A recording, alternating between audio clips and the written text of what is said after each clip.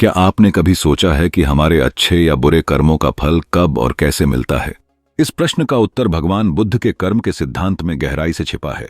यह कहानी एक साधु और एक व्यापारी के माध्यम से हमें कर्म के फल की सच्चाई को समझाती है। बहुत समय पहले एक छोटे से गांव में एक साधु निवास करता था। वह सुबह से लेकर शाम तक ध्यान में लीन रहता और गांव वालों को सच्चाई का उपदेश देता। हर दिन उसकी वाणी में यही संदेश गूंजता, जैसे कर्म करोगे वैसा फल पाओगे। साधु की बातों का गांव में हर कोई सम्मान करता था।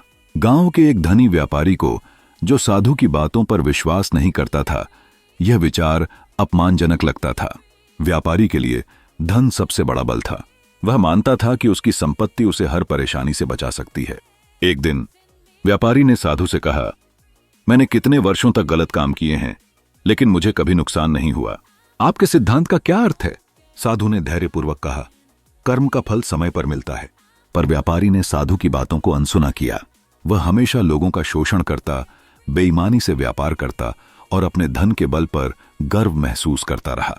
लेकिन कुछ वर्षों बाद उसकी किस्मत ने पलटा खाया। उसका व्यापार धराशायी हो गया। सारे मित्र, कर्मचारी और धन उसके हाथ से निकल गए। तब उसे साधु की बात यकीन के साथ याद आई। कर्म का फल देर से ही सही, पर मिलता अवश्य है। भगवान बुद्ध ने सिखाया है कि कर्म के 3 प्रकार होते हैं: तत्कालिक कर्म, भविष्य के कर्म और जन्मों के कर्म। इसीलिए हमें हर पल अच्छे कर्म करने चाहिए।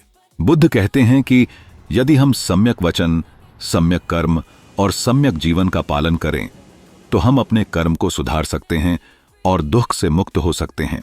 कर्म का फल निश्चित रूप से प्राप्त होता है। यह कहानी हमें सिखाती है कि जैसे हमने आज अच्छे कर्म किए हैं, वैसा ही फल हमें कल मिलेगा। जीवन में हमेशा अच्छे कर्म करना चाहिए, झूठ न बोलें और दूसरों की मदद करें। अगर आपको ये कहानी प्रेरणादायक लगी हो तो वीडियो को लाइक करें, शेयर करें और चैनल को सब्सक्राइब करें।